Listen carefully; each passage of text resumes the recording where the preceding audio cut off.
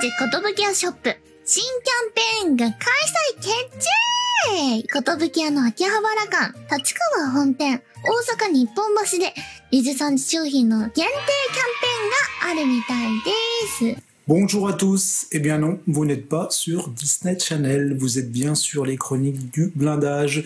Et aujourd'hui, je vais vous parler de Kotobukiya. C'est une nouveauté de chez Amomig, un nouveau livre sur un univers très spécifique, très particulier que, je dois reconnaître, je ne connaissais absolument pas ou très très peu avant d'avoir lu ce livre, que d'ailleurs voici. Et on va donc découvrir ensemble ce qu'il y a à l'intérieur. Qu'est-ce que Kotobukiya, mais avant, jingle.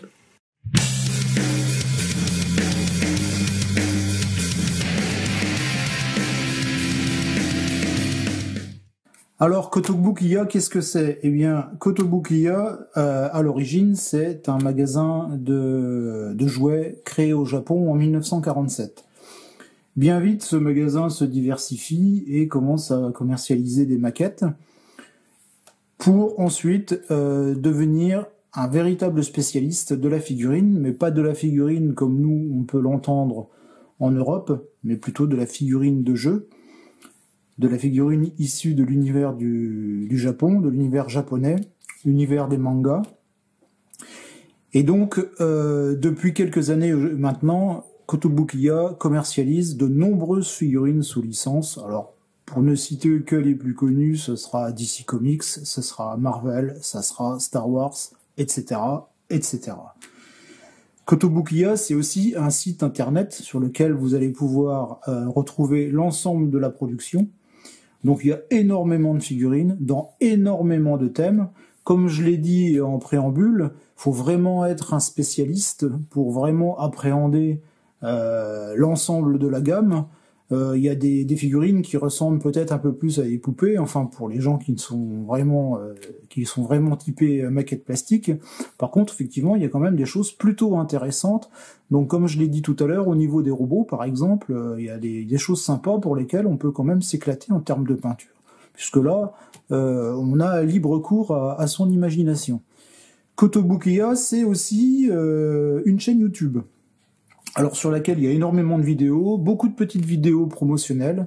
Alors vous pouvez aller regarder, hein, vous tapez dans le moteur de recherche Kotobukiya et vous allez trouver tout de suite votre bonheur. Alors évidemment, c'est beaucoup de titres, c'est beaucoup de dessins animés japonais en japonais, hein, donc là c'est un petit peu plus compliqué à comprendre. Mais voilà, si vous affectionnez ce type d'univers, de toute façon, vous allez forcément trouver votre bonheur. Chez Amo, ils ont décidé d'éditer un livre sur Kotobukiya avec certains éléments de la gamme proposée par le magasin. Alors, le livre est disponible en espagnol et en anglais. Il fait 130 pages à peu près, 131 pages. Et donc, on va voir ce qui est traité à l'intérieur. Allez, c'est parti. Alors voilà, vous voyez, là on a un petit exemple de ce qu'on va trouver. Alors il y a beaucoup de couleurs, hein, c'est assez coloré. L'index, donc on va passer en revue un peu donc les différents thèmes abordés. Alors vous avez la petite partie sur la préparation. Sur ce type de figurine, c'est assez rapide, hein, il y a juste un peu de découpage. On va voir ça derrière, hein, un peu d'encliquetage, peut-être quelques trous à reboucher, mais enfin c'est assez rapide. Quelques figurines sur la gamme Hexagear, sur la gamme Frame Arms, sur la gamme Frame Arms Girls, la gamme Megami Device et la gamme Metal Gear Solid. Alors pour moi c'est du chinois, hein, ou plutôt c'est du japonais, je vous avouerai très franchement, je sais pas du tout à quoi ça correspond. Mais vous allez voir, il y a quelques belles pièces à l'intérieur qui vaut vraiment le détour. Le prologue où on vous explique ce que je viens de vous dire, hein, écrit par Mig. Donc, qu'est-ce que Kotobukiya, qu'est-ce que le magasin, comment le magasin a été créé, etc., etc. Et puis un petit peu toute l'évolution qui s'en suit depuis sa création, donc en 1947 jusqu'à aujourd'hui. La préparation. Alors au niveau matos, ben ça va, on n'est pas sur la caisse du maquetteur de base. Hein. Là, on est plutôt sur quelque chose de très light parce que grosso modo, vous allez avoir besoin d'une pince et c'est tout. Il faut dire que ce type de figurines sont toutes prépeintes, elles se dégrappent assez rapidement et généralement, on n'a pas besoin de colle. Ce sont des figurines qui s'encliquent. Alors, il y a quand même un minimum de travail à faire, ne serait-ce que un peu de ponçage, un peu débarbage, un peu de découpage. Il faut bien qu'on y trouve un peu son compte en termes de montage.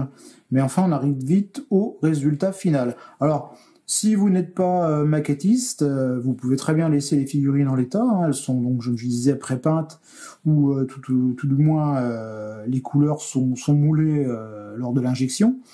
Par contre, ici, l'idée, c'est quand même de reprendre des figurines de la gamme et de les améliorer par le biais des techniques de peinture que l'on peut connaître maintenant. Ici, voilà, quelques petits conseils sur le rebouchage des trous avec la cyano et les pigments chargés aux pigments. Hein. Et donc, on attaque le vif du sujet avec la gamme Hexagear. Donc là, on est plutôt sur du robot. Alors, je sais que dans ce type de gamme, il y a, enfin, dans les différentes gammes que l'on peut trouver, c'est aussi en fonction du type d'armes qu'ils peuvent avoir, enfin, etc., etc. Là, je vais pas trop m'avancer là-dessus parce que je vais me faire reprendre par les spécialistes du genre. Donc là, on est plutôt sur des personnages avec des armes plutôt importantes, comme on voit celui-ci, ou encore, voilà, ici, du matériel type moto, type robot quadrupède, j'en passe, et les meilleurs. Alors, dans la gamme Hexagear, le premier modèle qui est monté et peint, c'est le Motor Punisher. Alors, ça ressemble un petit peu à un scorpion. Je pense que je suis pas loin de la vérité. Donc, au niveau du montage, alors ici, on vous fait un petit topo sur la conception. Hein. Le montage, c'est plutôt, donc, comme je disais, assez rapide. Quand on voit le nombre de grappes, ça fait rêver, hein, surtout quand on monte des chenilles à maillons individuels. Comme d'habitude, les conseils de peinture, donc avec la gamme de chez Amo, hein, bien entendu, hein, puisque le livre est édité par Amomig. Et puis donc ici, les différentes techniques employées pour la peinture de cette bestiole.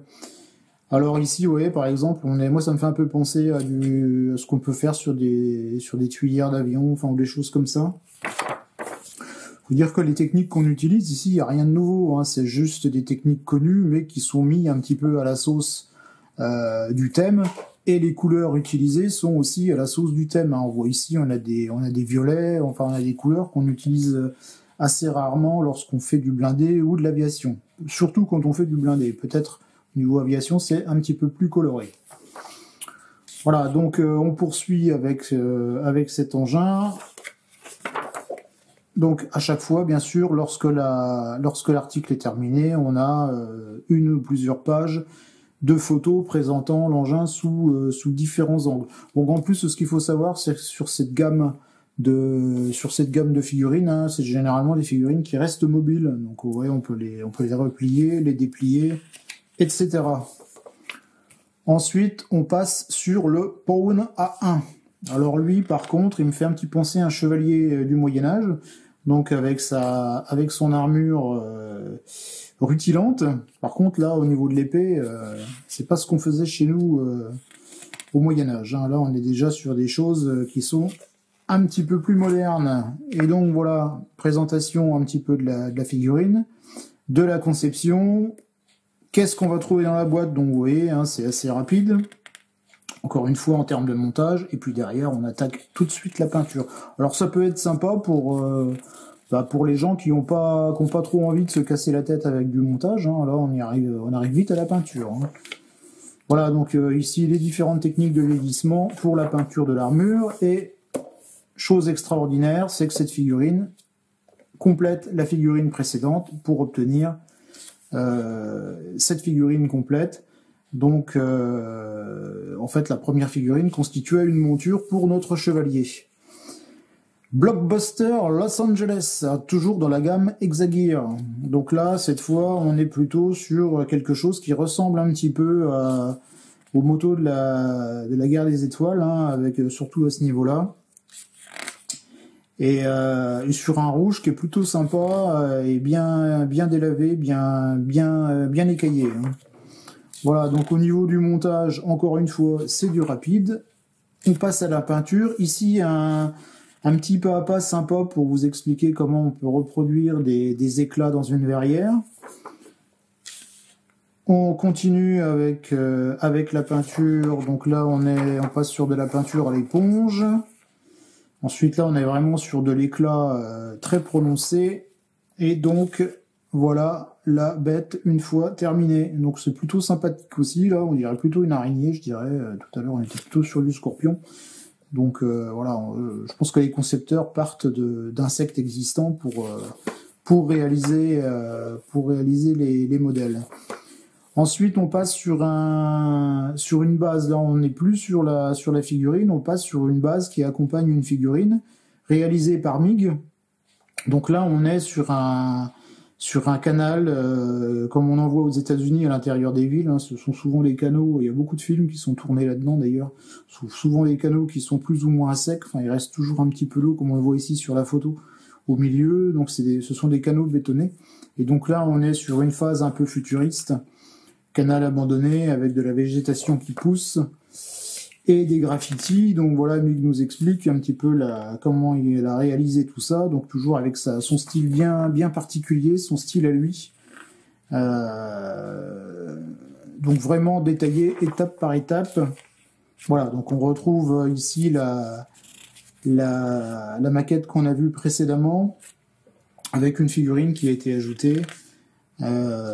Pour compléter la composition. L'utilisation de la végétation en papier coupé au laser. Voilà, donc ça fait vraiment quelque chose de très sympa. On est un peu dans un univers post-apocalyptique. Moi, j'aime bien aussi ce genre de choses. Voilà, ici avec les figurines. Mise en situation. Très belle photo. Voilà, les photos pleine page. Ça permet de bien apprécier le travail. Voilà, sur double page. Donc voilà, avec la réalisation de l'eau. Donc l'eau, c'est toujours une valeur sûre hein, sur les dioramas. Quand c'est bien traité, on obtient toujours des choses qui sont vraiment très sympas. On passe sur la gamme Frame Arm, pardon. Donc là, on est plus sur du robot style de ce qu'on peut voir dans les dessins animés typiquement japonais. Alors pareil, hein, les spécialistes, je vois que chaque robot possède un nom bien particulier, donc j'imagine que tout ça fait partie d'un concept bien établi. Et on passe donc sur une figurine peinte en bleu. Alors comme je disais tout à l'heure, hein, ce qui est l'intérêt du truc, c'est vraiment qu'on a des couleurs que nous on n'utilise pas au niveau des blindés et qui sont peu utilisées au niveau des avions, tout du moins les avions militaires. Donc voilà. Vous voyez comment se compose ce type de figurine. Alors, pour les robots, effectivement, on a souvent un squelette qui est articulé hein, et sur lequel on vient encliqueter les différents éléments. Donc, encore une fois, un montage ultra rapide. La mise en peinture, l'utilisation des oil brushers pour donner des effets. On passe sur la réalisation des armes avec l'utilisation de pigments. Et donc, voilà la bête une fois terminée, donc avec quelques petits effets photographiques, puisqu'on est là, on est vraiment dans le ton, hein,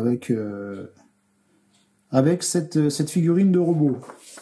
Ensuite, on va passer au Bayou. J'imagine que c'est comme ça que ça se prononce. Alors c'est peut-être mon préféré celui-ci, parce qu'il a un petit air rétro que j'aime bien. Peut-être la façon dont il a été traité par MIG. Enfin c'est peut-être mon préféré, mais c'est absolument subjectif. Donc pareil, le montage de la bête, la mise en peinture, un camouflage que j'aime bien, ça fait un peu navy avec du bleu et du gris et du blanc d'ailleurs. Donc les différentes phases de vieillissement, l'utilisation des produits, et donc voilà l'engin. Donc moi je trouve que ça fait vraiment une belle pièce, ça par contre. C'est vraiment quelque chose que je pourrais éventuellement m'essayer, parce que là on est vraiment sur quelque chose de, on va dire, de peut-être entre guillemets plus figuratif et de moins typiquement japonais. Ensuite, le 4e chapitre sur les frame arm, pardon, girls. Donc là, on passe sur les jolies fillettes qui sont armées jusqu'aux dents avec des des armures assez colorées aussi, hein. Et puis donc Innocentia, donc voilà la première. Alors voilà, donc là on est vraiment dans l'univers manga et l'univers japonais, hein. Là on est à 100% dedans. C'est un style, donc voilà comment ça se présente. Donc c'est quand même de la figurine assez grosse, hein. Là on est sur une échelle, donc il n'y a pas d'échelle. Je crois que c'était du 1,24, mais c'est voilà, c'est de la figurine sans échelle. Mais quand on la voit ici sur les pots de peinture, donc vous voyez ce que ça peut représenter, c'est du bicolore, hein. Donc globalement, hein, les pots de peinture Tamiya, donc c'est de la figurine qui fait, on va dire, pas loin d'une vingtaine de centimètres, je pense, hein. Donc qui a quand même de la présence. Bon, après ça reste vraiment très spécifique, hein. Vous voyez, donc la mise en peinture, vous pouvez même vous en servir comme porte-pinceau, pourquoi pas. Et donc voilà, une fois terminé, ce que vous allez obtenir. Sur le chapitre suivant, le chapitre 5, on continue avec les girls. Et donc, ici, on est sur SolarNet Low Visibility. Donc, effectivement, on est sur un gris. Moi, j'aurais peut-être fait un gris un peu plus passé, mais on est plutôt sur un gris bleu. Avec des cheveux roses, c'est pas mal. Voilà, donc... Après, tous les chapitres se décomposent de la même façon. Présentation de la figurine avec ses différentes pièces. Encore une fois, il y en a très peu. La mise en peinture. Ici, on aura quelques décalques à mettre en place. Alors, je pense pas qu'ils sont fournis avec la figurine, hein. Je pense que c'est plutôt un rajout qui est fait par l'auteur pour agrémenter un peu sa peinture.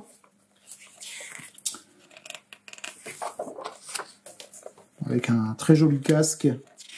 Et une visière translucide rouge. Ça fait toujours son petit effet. Voilà. Donc la figurine terminée. Ensuite, on passe sur les Metal Gear Solid. Alors là, c'est peut-être quelque chose qui me parle aussi un peu plus, dans le sens où je sais que ce genre de figurines sont plutôt assez répandues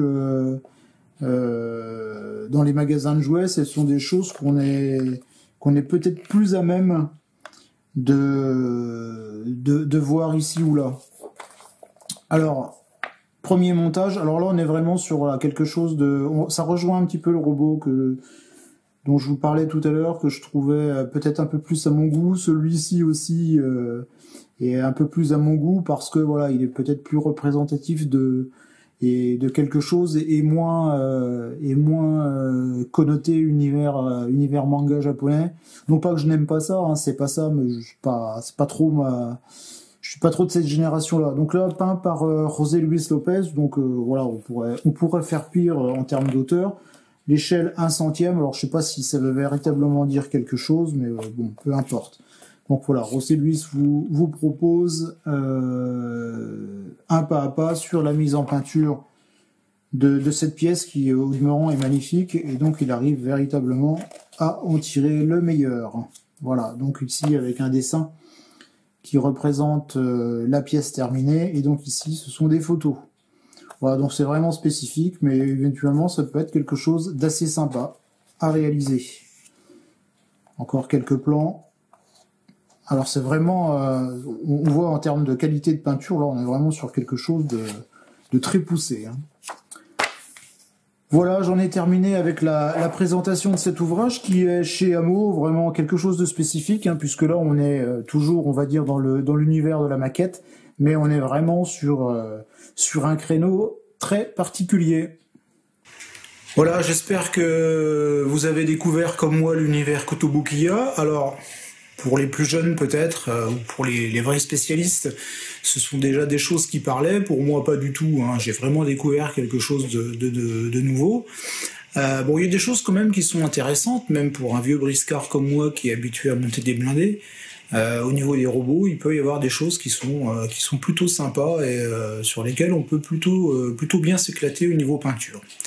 Voilà, donc je ne saurais que vous conseiller l'achat de cet ouvrage pour les gens qui sont intéressés par ce type de maquette. Et moi, je vous dis à bientôt sur des chroniques du blindage.